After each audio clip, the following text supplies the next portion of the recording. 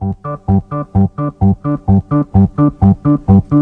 happy Halloween, Halloween, Halloween. Happy, happy Halloween, silver shamrock.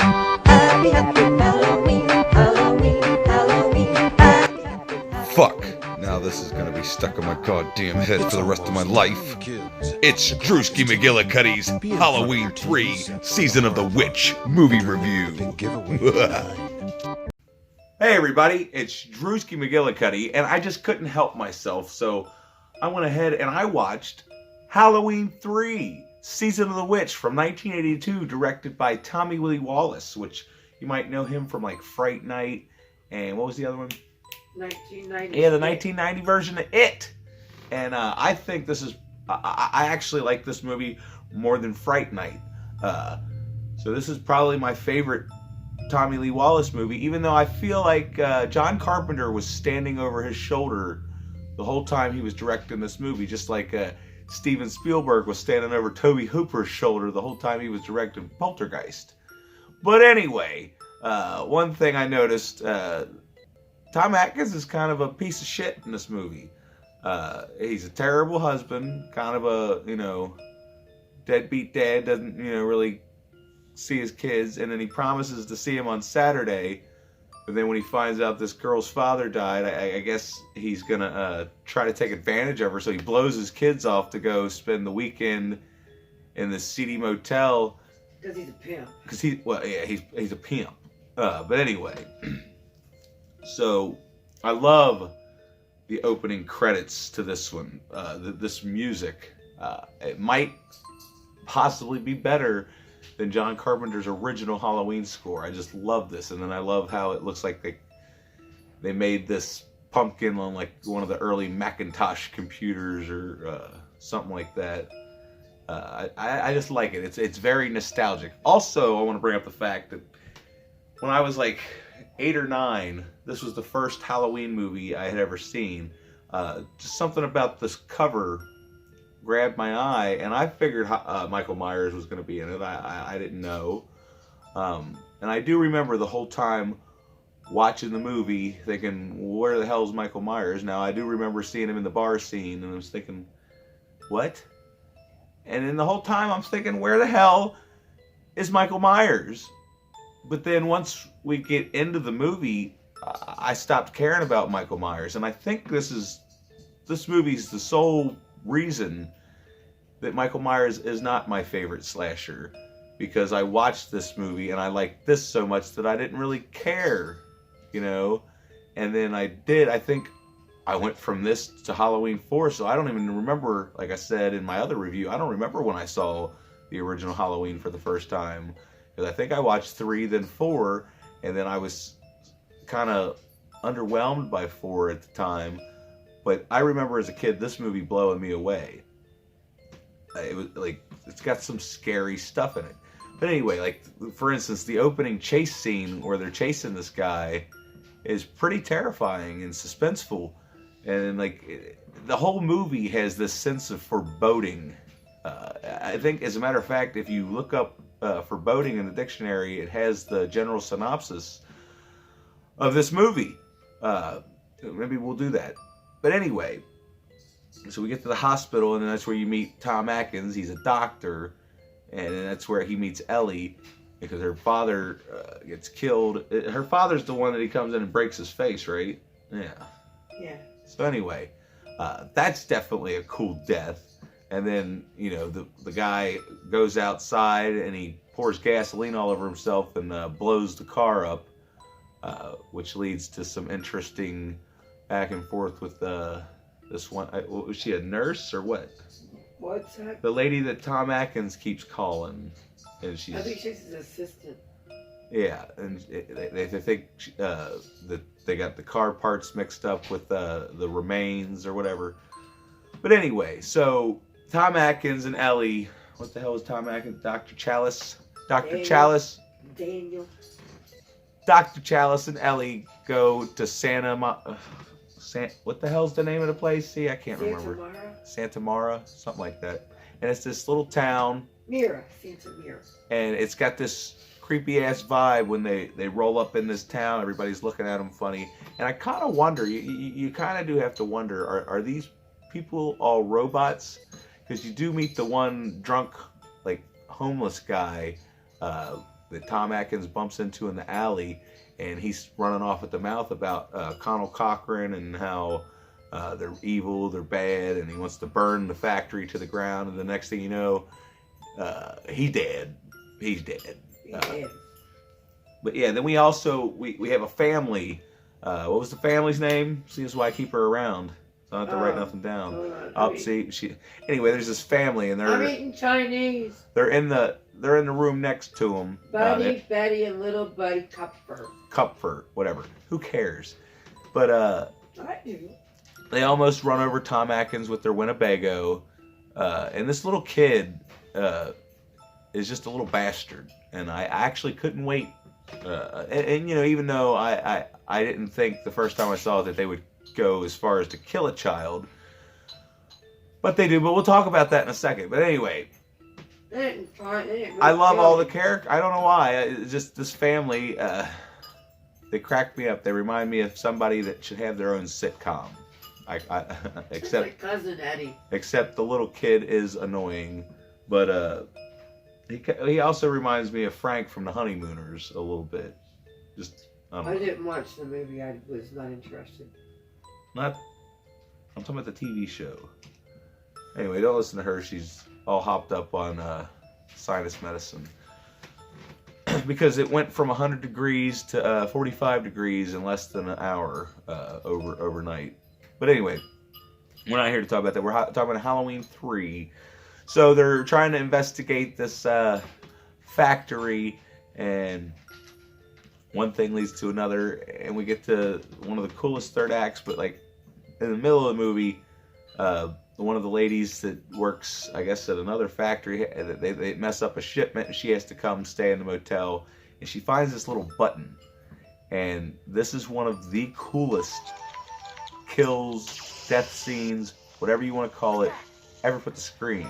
Like, this tops anything in a Nightmare on Elm Street. Well, maybe not a Nightmare on Elm Street, but this is like cooler than anything that's ever happened in a Friday the 13th movie, anything that's ever happened in any of the other Halloween movies. Like, this is probably one of the coolest kills, aside from like Johnny Depp's death. Like, just watch. You know, right here, am I showing it? I should have been showing it this whole time because I'm just going to talk over it instead of cutting me out and clipping it in and whatnot. It's just terrifying. And then there's some other terrifying scene that I'm going to show here in a second. Well, I'm not going to show the whole thing. Who cares? But what the fuck? There's a goddamn music again. Where the fuck does it come from? I mean, it's just out of nowhere. Every fucking 15 minutes, every 10 minutes, there it is. What was I talking about? A terrifying scene. But anyway, so we get whatever. But yeah, Tom Atkins, he's a true player because he tells her, you know, I'm gonna go get another room, and she says, well, don't that be a little suspicious? And he says, well, I guess I'll sleep in the car, so I don't have to sleep on the floor because it'd be better than sleeping on the floor. And she's like, well, where do you want to sleep, Dr. Chalice? And he's like, well, that's kind of a stupid question. And then we get some awkward 80s, it's not really awkward, it's an uncomfortable 80s sex scene. But, you know, hey, it's the 80s. And apparently the girl that played Ellie had a almost no nudity clause, but she let Tom Atkins put her nipple in his mouth. So that's cool.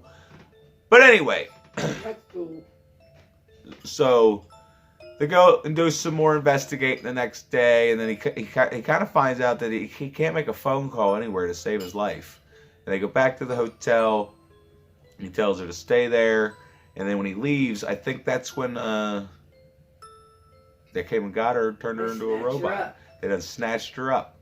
And then he goes back, and you know, instead of killing him, they decide they're going to show him the plan. They're not going to explain it to him Because Cochran says, no true genius or whatever, something about it. They don't explain their plan. They're just going to show it to no true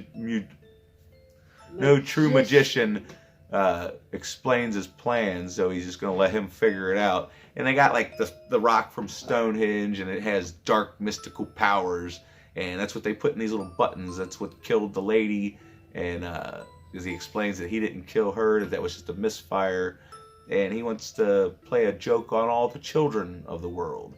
But then they sit him down and they show him one of the most terrifying scenes ever put to screen. You know what? As a matter of fact, I am gonna just watch this. Or wait, did I? No, I didn't record this whole thing. But look at this. This is some fucked up shit. They show them the commercial. The kid puts the mask on, and then it deteriorates and kills him, and then his head turns into snakes and cockroaches and crickets. That's scary. Yeah, Sarah can't even watch this scene because she's scared of snakes. So she had to watch it with her eyes covered, and I had to tell her when it was over. But yeah, just the whole segment, even when he gets bit by the snake, it's fucking terrifying.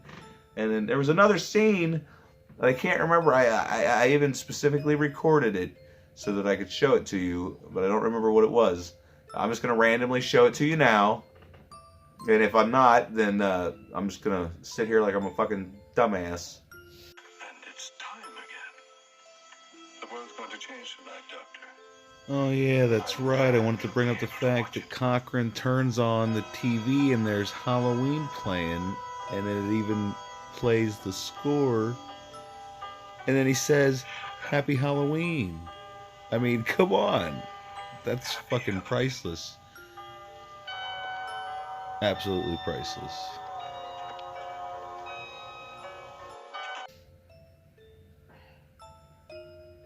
But yeah, this movie's fucking crazy. It's fucking crazy. It's fucking awesome. There's nothing really bad about it other than the fact that they didn't take into consideration time zones.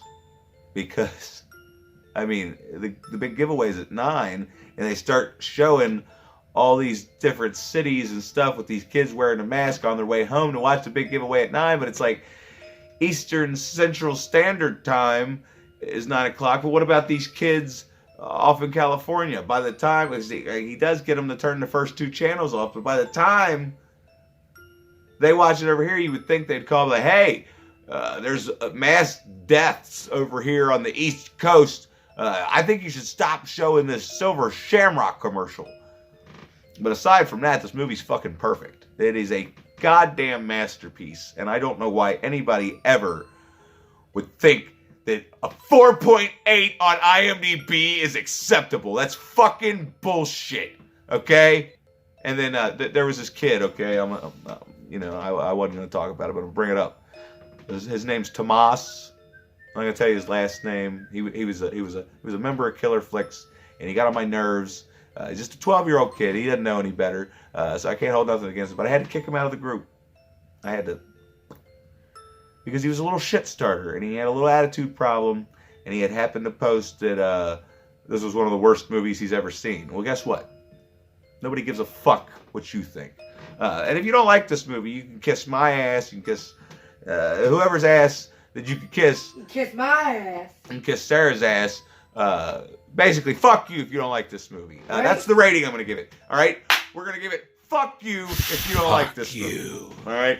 It's almost as good as Drum Dum's Purple Unicorn. I feel like there's so much more to talk about.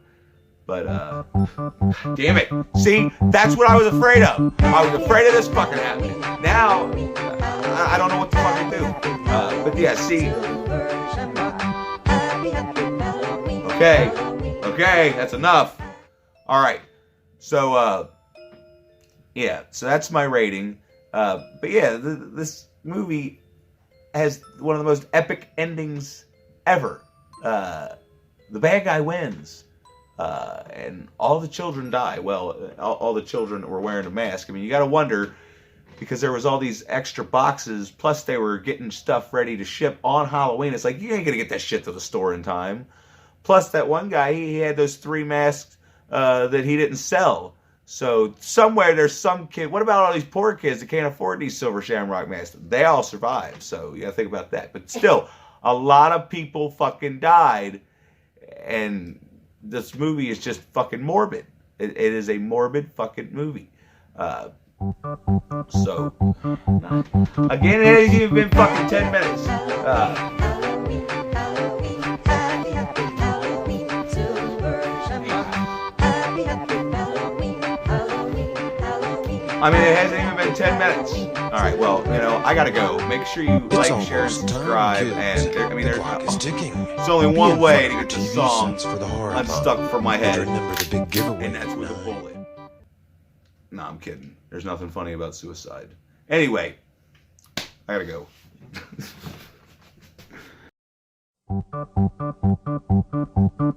Happy, happy Halloween, Halloween, Halloween, happy, happy Halloween, Silver Shamrock. Happy, happy Halloween, Halloween, Halloween, happy, happy Halloween, Silver Shamrock. It's almost time, kids.